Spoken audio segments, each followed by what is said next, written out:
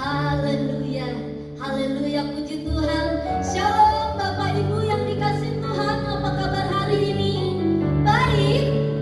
Haleluya, puji Tuhan. Kita bersyukur kepada Tuhan karena pada hari ini Tuhan masih memberikan kita anugerah untuk bisa beribadah kepada Tuhan.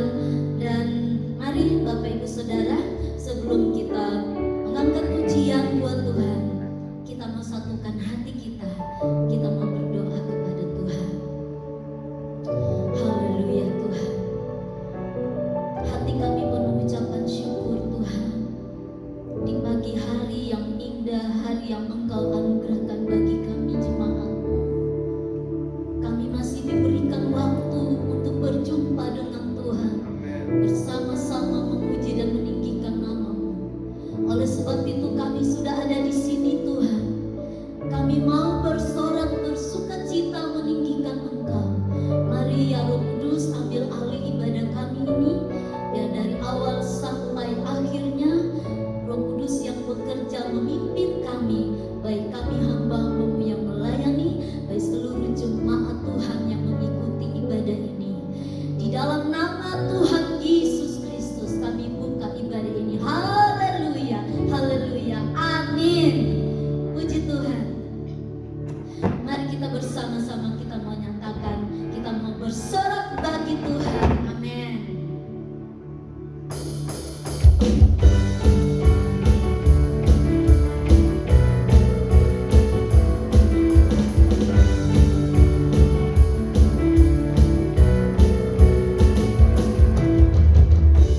Yesus kau kekuatan di hidupku, bahkan genta langkahku.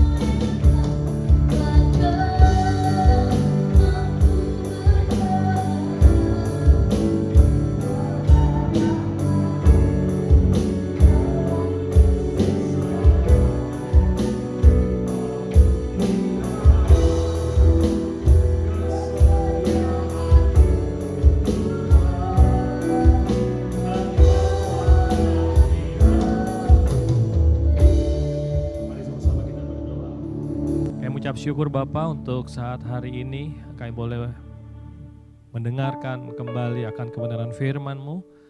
Kami minta mari Allah Roh Kudus melayani setiap umat-umat-Mu dengan roh hikmat, wahyu dan pengertian. Jamah manusia batiniah kami, jamah manusia rohani kami. Buat kami mengerti firman-Mu, remakan sesuatu yang ilahi dalam hidup kami. Jadikan kami indah yang Kau pandang mulia. Terima kasih Tuhan Yesus. Dalam nama Yesus kami berdoa, kita semua yang mengasihi Tuhan sama-sama katakan amin. Selamat berjumpa kembali Bapak Ibu Saudara, apa kabar? Saya berdoa kita semua dalam perlindungan Tuhan yang ajaib. Tuhan tidak pernah meninggalkan kita. Di saat-saat ini keadaan kondisi yang sedang kita alami, ada 3 hal yang terpenting yang harus ada di dalam hidup setiap kita. Yang pertama, kita perlu tetap percaya bahwa Tuhan Yesus tidak pernah berubah. Dahulu, sekarang, sampai selama-lamanya. Tuhan tidak pernah berubah. Firman Tuhan tidak berubah. Firman Tuhan, ya dan amin. Yang pertama, biar itu tetap ada di dalam hidup kita. Yang kedua, mari kita semua seluruh jemaat Tuhan tetap mengasihi Tuhan. Dengan segenap hati, dengan segenap jiwa, dengan segenap akal budi, bahkan dengan segenap kekuatan kita. Kita tetap mengasihi Tuhan. Apapun yang kita alami, apapun yang kita lewati, kita tetap mengasihi Tuhan. Dan yang ketiga, mari kita semua tetap taat untuk melakukan firman Tuhan. Mari kita semua mau tetap taat dipimpin oleh Roh Kudus. Amin, Bapak Ibu Saudara. Haleluya. Nah, hari ini kita akan sama-sama kembali melanjutkan apa yang kita sedang pelajari di bulan September ini. Topiknya adalah aku diberkati. Katakan sama-sama, aku diberkati. 1, 2, 3, aku diberkati. Saya rindu Bapak Ibu Saudara, seluruh jemaat, seluruh anak-anak rohani yang ada memiliki fondasi yang benar tentang keuangan, dan kita semua akan mengalami terobosan. Kita semua akan mengalami lawatan Tuhan. Kita mengerti siapa Tuhan kita. Kita bukan menjadi hamba uang, tapi kita mengatur keuangan. Jangan izinkan uang mengendalikan hidup kita. Kalau kita bermasalah di dalam keuangan, maka mudah sekali area-area yang lain dalam hidup ini akan terpengaruh. Hubungan suami istri bisa terpengaruh, hubungan orang tua dengan anak bisa terpengaruh, hubungan antar keluarga bisa terpengaruh, emosi kita bisa labil. Saya rindu seluruh jemaat mengalami terobosan keuangan yang merdeka. Hari ini ada beberapa ayat, cukup banyak mungkin ayat yang akan kita baca sama-sama. Kiranya ini akan menjadi fondasi. Mungkin kita berkata, aduh kondisi seperti ini, bagaimana caranya untuk mengalami terobosan? Percayalah bahwa bagi Tuhan tidak ada yang mustahil. Mungkin Bapak Ibu berpikir, wah saat-saat ini kayaknya belum terlihat sesuatu. Belum ada titik terang, belum ada sesuatu yang terlihat. Tapi percayalah Tuhan sanggup mengerjakannya. Allah sanggup melakukan jauh daripada apa yang bisa kita doakan dan kita pikirkan. Yang terpenting adalah kita mau bangun fondasi yang benar di dalam kehidupan kita. Amin. Baik, 1 Timotius pasal yang ke-6 ayat yang ke-7 sampai 10. Dikatakan demikian. Sebab kita tidak membawa sesuatu apa ke dalam dunia ini, dan kita pun tidak dapat membawa apa-apa keluar. Jadi waktu kita lahir kita nggak bawa apa-apa.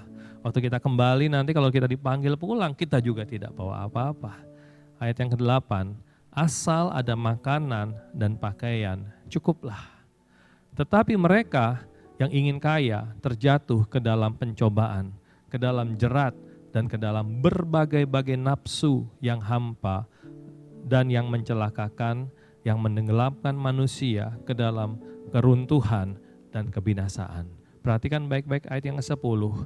Karena akar segala kejahatan ialah cinta uang. Sebab oleh memburu uanglah beberapa orang telah menyimpang dari iman dan menyiksa dirinya dengan berbagai-bagai duka. Nah Bapak Ibu Saudara, firman Tuhan dengan jelas mengatakan akar dari segala kejahatan adalah cinta uang. Jangan sampai dalam hidup kita cinta uang. Uang bukan masalah. Uang itu bukan sumber masalah. Yang menjadi masalah adalah hati kita. Mari kita cek sama-sama Bapak Ibu Saudara. Apakah hati kita cinta Tuhan atau hati kita atau diri kita cinta uang? Orang yang cinta Tuhan akan menaruh pengharapannya kepada Tuhan. Amin. Bapak Ibu Saudara, mari kita sama-sama mengasihi Tuhan lebih dari apapun juga, lebih dari segalanya kita merindukan Tuhan. Mari sama-sama kita menaruh pengharapan kita hanya kepada Tuhan. Apa sih yang Tuhan mau? Ibrani pasal 13 ayat yang kelima dikatakan demikian. Janganlah kamu menjadi hamba uang. Cukupkanlah dirimu dengan apa yang ada padamu. Karena Allah telah berfirman, Aku sekali-kali tidak akan membiarkan engkau. Dan aku sekali-kali tidak akan meninggalkan engkau. Luar biasa, janji Tuhan. Tuhan tidak akan membiarkan Bapak Ibu Saudara. Tuhan tidak akan meninggalkan Bapak Ibu Saudara. Dan yang Tuhan mau, jangan sampai kita menjadi hamba uang. Jangan sampai kita cinta uang lebih daripada cinta Tuhan. Mari kita cukupkan diri kita dengan apa yang ada. Kita mengucap syukur, kita berterima kasih kepada Tuhan, berpada dengan apa yang ada, mencukupkan diri dengan apa yang ada. Kita percaya berkat Tuhan itu melimpah, berkat Tuhan mengalir dalam hidup kita semua. Nah, yang Tuhan lihat adalah apa? Motivasi kita. Yang Tuhan lihat adalah apa? Hati kita. Kita harus belajar mencukupkan diri. Kita harus belajar tetap mengucap syukur kepada Tuhan. Kita harus tetap percaya dan kita harus menaruh pengharapan kita hanya kepada Tuhan. Mungkin kita melihat Tuhan bagaimana caranya. Aduh, kayaknya sudah tidak ada cara lagi. Aduh, bagaimana supaya bisa mengalami terobosan. Percayalah, tadi tuh firman Tuhan berkata, Allah berjanji, Allah berfirman, Aku sekali-kali tidak akan meninggalkan engkau. Tuhan tidak akan membiarkan Bapak Ibu Saudara. Tuhan tidak akan meninggalkan kita semua. Tuhan selalu berada bersama-sama dengan kita. Jadi kembali Bapak Ibu Saudara, fondasi dasar ini kita harus menaruh pengharapan kita sungguh-sungguh kepada Tuhan. Haleluya. Ya. Karena Tuhan sangat rindu kita semua jemaat-jemaat Tuhan mengalami kemenangan. Ya. Firman Tuhan berkata jangan ada Allah lain. Gak boleh ada Allah lain. Tapi ada satu yang Tuhan bandingkan. Di mana kita harus memilih. Kita memilih Tuhan atau memilih Mamon. Nah, Mamon ini tentang uang. Jadi kita harus mengalami terobosan.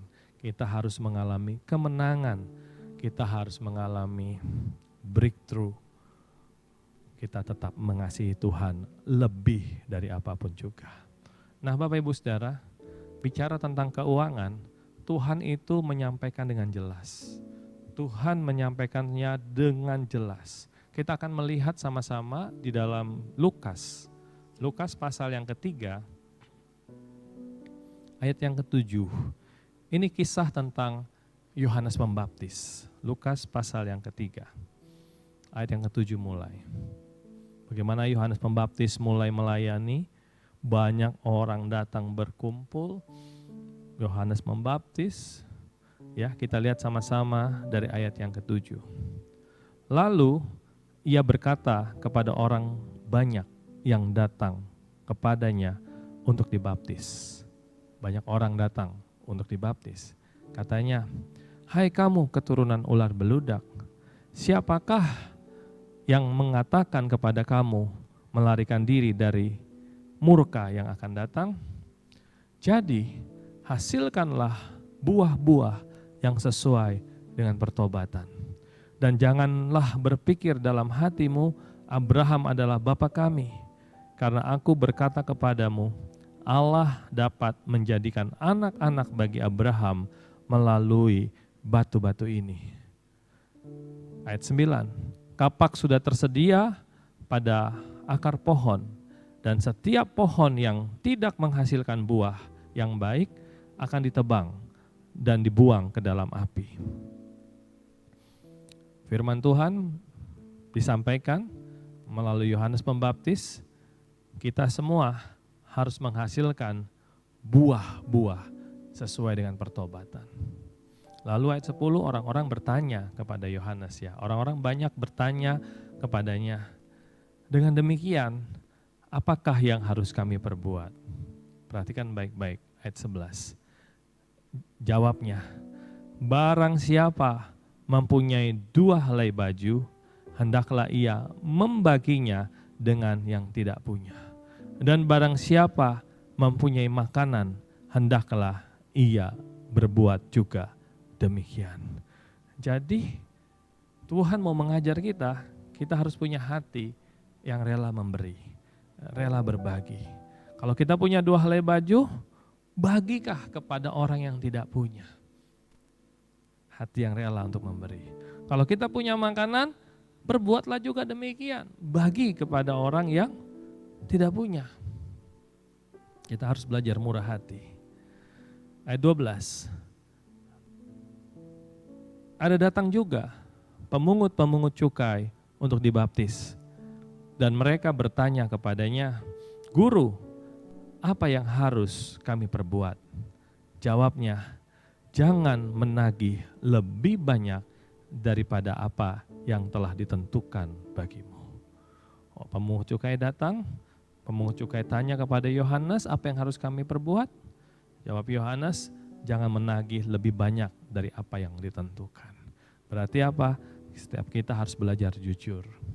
Ya, kita tidak boleh curang, kita harus belajar jujur. Dan prajurit-prajurit bertanya juga kepadanya, dan kami, apakah yang harus kami perbuat? Jawab Yohanes kepada mereka, jangan merampas dan jangan memeras, dan cukupkanlah dirimu dengan gajimu. Jadi Bapak Ibu Saudara, firman Tuhan mengajar dengan sangat jelas. Pertobatan itu harus nyata dari perubahan sikap kita terhadap uang. Yohanes menyampaikan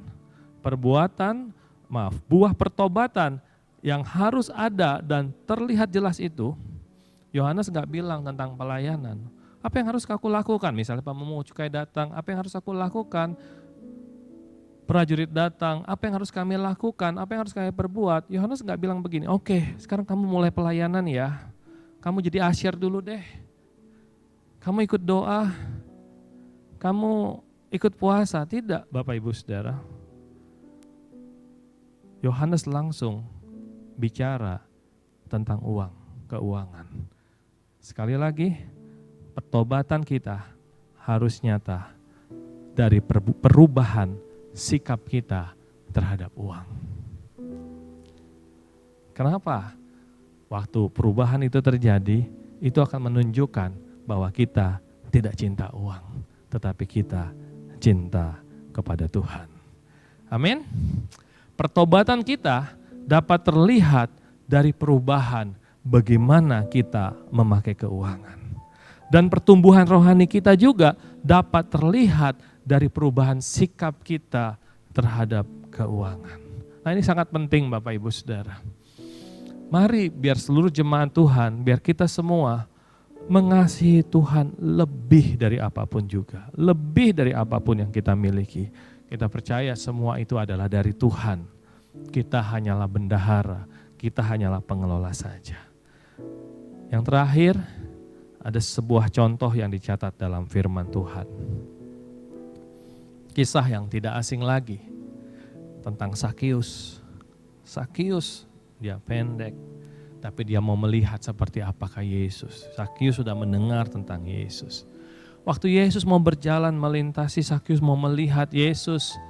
Gak bisa, karena dia pendek. Banyak orang berkerumun, banyak orang mau berjumpa dengan Yesus. Banyak orang yang mau melihat Yesus. Sakius berusaha, tapi gak bisa, karena dia pendek. Tapi itu tidak membuat Sakius putus asa. Dia melari, dia naik ke sebuah pohon, dia duduk di atas pohon, dia menunggu Yesus lewat. Dan pada waktu Yesus lewat, Yesus berhenti tepat di pohon di mana ada Sakius. Dan Yesus berkata, "Hai Sakius, turunlah, aku mau makan di rumahmu. Sakius turun, makan bersama-sama dengan Yesus. Sakius dipenuhi dengan sukacita. Bapak Ibu Saudara, rindukah Bapak Ibu Saudara berjumpa dengan Yesus? Sakius bayar harga Bapak Ibu Saudara, dia lari. Jangan sampai apa yang kita miliki menghalangi kita bisa berjumpa dengan Yesus. Jangan sampai, Sakius itu orang kaya, dia memiliki banyak harta. Jangan sampai apa yang kita miliki menghalangi kita berjumpa Yesus. Dan juga yang kedua, jangan sampai keterbatasan kita, mungkin kekurangan kita menjadikan kita tidak bisa berjumpa dengan Yesus. Secara fisik Sakius agak pendek kata Alkitab. Sehingga begitu banyak orang, dia pendek, dia gak bisa ketemu dengan Yesus. Tapi yang luar biasa, Sakius tidak menyerah. Sakius tetap rindu untuk berjumpa dengan Yesus. Saya berdoa seluruh jemaat yang ada, seluruh anak-anak rohani yang ada di GPD Kasih Persaudaraan adalah orang-orang yang tidak pernah menyerah sebelum berjumpa dengan Yesus. Selalu rindu untuk berjumpa dengan Yesus, selalu rindu dipenuhi oleh kemuliaan Tuhan, selalu rindu untuk mengalami hadirat Tuhan, selalu rindu untuk mengalami perjumpaan dengan Tuhan, selalu rindu untuk mengalami pemulihan dari Tuhan. Jangan sampai mungkin ada keterbatasan kita menghalangi kita berjumpa dengan Yesus. Sudahlah kayaknya sulit lah sebagainya. Jangan. Saya berdoa kita semua jemaat yang ada memiliki kerinduan yang dahsyat, semangat yang dahsyat, tidak pernah menyerah, pantang menyerah, jangan menyerah, carilah Tuhan. Ketahuilah Bapak Ibu Saudara, Tuhan lebih rindu untuk berjumpa dengan kita. Ketahuilah bahwa sebenarnya Tuhan lebih rindu untuk memulihkan kita, untuk melakukan sesuatu yang ajaib dalam hidup kita. Tapi memang kadangkala Tuhan ingin melihat apakah kita tetap mau berusaha untuk datang kepada Tuhan. Haleluya. Sakius naik pohon. Turunlah, aku mau makan di rumahmu. Sakius turun dengan sukacita. Makan bersama-sama dengan Yesus. Dan Bapak Ibu Saudara, apa yang terjadi? Perjumpaan dengan Tuhan, perjumpaan dengan Yesus, itu membawa perubahan dalam hidup kita. Perjumpaan dengan Tuhan, perjumpaan dengan Yesus juga membawa perubahan, pemulihan dalam hidup Sakius. Dan perubahan itu sangat nyata. Setelah selesai makan, Sakius berdiri. Sakius tidak berkata, Tuhan, mulai besok aku mau jadi asyir. Sakius tidak berkata, Tuhan, mulai besok saya akan ikut doa. Sakius tidak berkata, Tuhan, mulai besok saya akan bantu atur kursi di gereja. Tidak. Tapi ada suatu perubahan yang sangat nyata. Dan ini perubahan adalah sikap Sakius tentang keuangan. Dulu dia mencari uang dengan sekuat tenaga. Dia merasa uang adalah segala-galanya. Semua diukur dengan uang. Tapi setelah dia berjumpa dengan Yesus, Sakius mengerti bahwa Tuhanlah segala-galanya, bukan uang. Dan perubahan terjadi. Pemulihan terjadi. Sakius berdiri dan Sakius berkata, Tuhan, setengah dari milikku akan kuberikan kepada orang miskin. Itu dahsyat sekali Bapak Ibu Saudara. Suatu perubahan yang radikal, suatu perubahan yang sangat terlihat jelas. Sakius tidak lagi cinta uang, tapi Sakius lebih cinta Tuhan daripada apa yang dia miliki. Dan Sakius percaya bersama dengan Yesus, dia memiliki segala-galanya. Amin. Setengah dari yang kumiliki akan kuberikan kepada orang miskin. Orang-orang syok. Dan Sakius berkata, kalau ada yang aku tipu, aku kembalikan 4 kali lipat. Pertobatan Sakius terlihat dengan jelas. Bapak Ibu Saudara, waktu Sakius makan, ada orang-orang lain yang ikut makan. Tetapi orang-orang lain ada yang tidak mengalami perubahan. Malah ada yang berkata, wah Tuhan Yesus makan bersama-sama dengan orang berdosa. Wah kok kenapa Tuhan Yesus makan bersama-sama dengan pemungut cukai. Bapak Ibu Saudara, mari kita siapkan hati kita siapkan diri kita untuk dijamah oleh Tuhan, untuk dilawat oleh Tuhan. Jangan kita ada untuk mengkritik atau mengoreksi apa yang Tuhan lakukan. Mari biar izinkan hati kita dibentuk oleh Tuhan, diubahkan oleh Tuhan, dijamah oleh Tuhan, dilawat oleh Tuhan. Amin. Ya, kita nggak perlu mengurus orang lain, tapi yang terpenting adalah hidup kita dijamah oleh Tuhan lebih dahulu. Waktu hidup kita dijamah oleh Tuhan, ada perubahan yang besar, maka melalui hidup kita, orang-orang lain juga akan diberkati oleh Tuhan. Saya berdoa, saya rindu, Bapak Ibu Saudara harus mengerti hidup kita di dunia itu tidak selamanya. Ya, ada satu waktu kita akan dipanggil pulang kembali. Saya rindu setiap jemaat yang ada, seluruh anak-anak rohani yang ada di GPDI Kasih Persaudaraan, melalui kehidupan Bapak Ibu Saudara, seluruh jemaat yang ada, kemuliaan Tuhan dinyatakan. Melalui Bapak Ibu Saudara, semua yang ada, kebesaran Tuhan terjadi. Ada mujizat, kesembuhan, tanda-tanda ajaib, segala sesuatu yang luar biasa dinyatakan lewat Bapak Ibu Saudara. Dan segala kemuliaan hanya bagi Tuhan saja. Haleluya. Nah sekarang bagaimana dengan kita? Bagaimana dengan Bapak Ibu Saudara? Apa buah pertobatan Bapak Ibu Saudara? Apakah Bapak Ibu sudah bertobat di bidang keuangan dan ingin mengasihi Tuhan lebih sungguh-sungguh? Ada mungkin kita tetap takut akan hidup ini. Kita takut dengan uang yang ada. Hari ini mari izinkan Tuhan menjamah hidup Bapak Ibu Saudara. Kita sudah baca tadi firman Tuhan. Kita nggak bawa apa-apa waktu lahir ke dunia. Kita juga nggak bisa bawa apa-apa waktu keluar lagi, meninggalkan dunia kembali kepada Tuhan. Asal ada makanan, pakaian, cukuplah mengucap syukur, berterima kasih. Dan percayalah, Tuhan akan memberkati Bapak Ibu Saudara. Haleluya. Dan Tuhan ingin hati kita, hati Bapak Ibu Saudara benar. Kita tidak cinta uang, tapi kita cinta Tuhan lebih dari segalanya.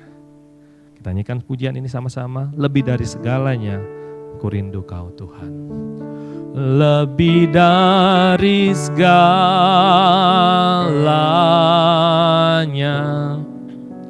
ku ingin Kau Tuhan.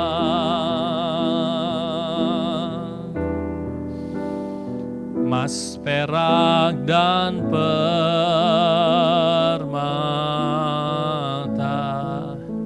tiada artinya.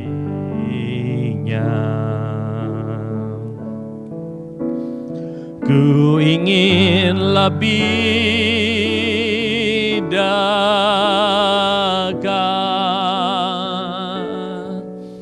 bersekutu denganmu, jadikan ku hamba setia kepadamu. Lebih dari segalanya, ku ingin Kau Tuhan. Lebih dari segalanya,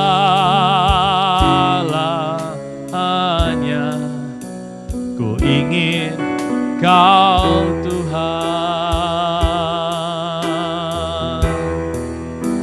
Emas, perak, dan permata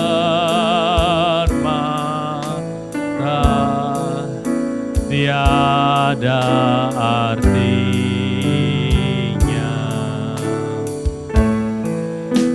Ku ingin lebih dekat,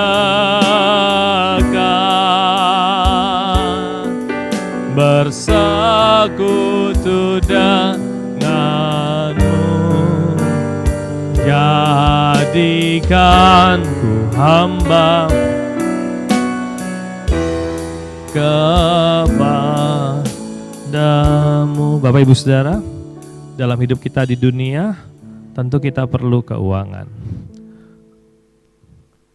Siapa yang nggak mau dikasih emas? Mau Bapak Ibu Saudara. Siapa yang nggak mau dikasih perak, emas, perak, dan permata? Mau Bapak Ibu Saudara. Masalahnya adalah hati kita. Jangan sampai hati kita lebih cinta akan uang, Jangan sampai hati kita lebih cinta kepada emas, perak, permata daripada cinta kita kepada Tuhan. Kita mau dan Tuhan ingin hati kita benar. Tidak cinta uang, tapi kita cinta kepada Tuhan. Ini menjadi fondasi untuk kita semua. Dan percayalah Bapak Ibu Saudara, waktu hati kita bebas, waktu hati kita sudah jadi benar, kita cinta Tuhan lebih dari segalanya. Bagi Tuhan tidak susah, bagi Tuhan tidak mustahil, bagi Tuhan sangat mudah untuk memberkati Bapak Ibu Saudara, untuk memberkati kita semua. Karena Tuhan memiliki segalanya. Kenapa mungkin kita belum mengalami berkat Tuhan? Kenapa mungkin kita merasa, aduh kenapa Tuhan belum memberkati saya? Mungkin karena Tuhan melihat, aduh hati kamu belum benar. Hati kita belum benar. Kalau Tuhan percayakan lebih lagi, Tuhan memberkati lebih lagi, nanti kita bisa salah mempergunakannya. Tuhan berikan lebih lagi, nanti salah lagi mempergunakannya. Tadi kita udah baca sama-sama firman Tuhan, memburu uang, beberapa orang menyimpang dari imannya. Karena uang bisa menyimpang dari imannya. Bahkan menyiksa dirinya dengan berbagai-bagai duka. Karena hatinya belum benar. Percayalah, waktu hati kita sudah beres, waktu hati kita sudah pulih, waktu pertobatan itu benar-benar ada dalam hidup kita, kita mengasihi Tuhan lebih dari segalanya. Tuhan lebih rindu memberkati hidup kita. Tidak ada seorang ayah, firman Tuhan berkata, ayah di bumi ini aja yang jahat, kalau anaknya minta roti, gak akan dikasih batu. Kalau anaknya minta ikan, gak akan dikasih ular. Apalagi Bapa di surga. Dia akan memberkati dan dia memberikan segala sesuatu. Exceedingly abundantly. Berlimpah-limpah dalam hidup kita. Bahkan rohnya, Roh Kudus dicurahkan dalam hidup kita semua. Untuk apa? Supaya kita menjadi berkat bagi orang lain. Untuk apa Tuhan memberkati kita? Karena Allah mau meneguhkan perjanjiannya di dalam hidup setiap kita, Bapak Ibu Saudara. Jadi saat ini mari datang kepada Tuhan dan berdoa, Tuhan pulihkan hidupku biar aku memiliki hati yang benar. Kalau mungkin di hadapanku ada dua jalan, yang satu menuju Tuhan, yang satu menuju emas, perak, dan permata, maka dari hatiku yang paling dalam, keinginanku yang paling dalam, aku akan cari Tuhan. Aku akan jalan ke arah jalan yang menuju kepada Tuhan, bukan ke arah harta dan kekayaan, karena aku cinta uang. Dan waktu kita berjumpa dengan Tuhan, bagi Tuhan tidak sulit untuk memberkati umat-umatnya. Karena segala sesuatu yang ada, itu adalah miliknya Tuhan. Tuhan memberkati. Kita naikkan pujian ini sekali lagi. Mari Bapak Ibu Saudara angkat tanganmu kepada Tuhan. Lebih dari segalanya, ku ingin Kau Tuhan. Lebih dari segalanya,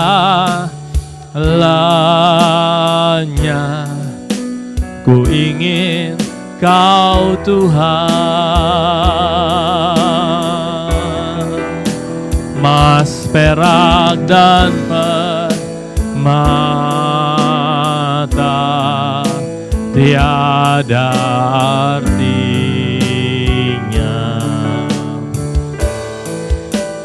Ku ingin lebih dekat,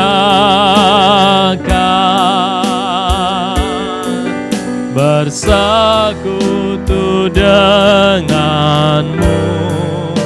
Jadikan ku hamba setia kepadamu. Lebih dari segalanya, lebih dari segalanya,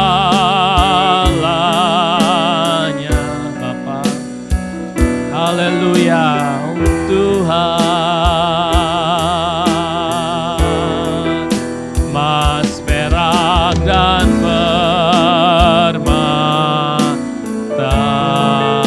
tiada artinya.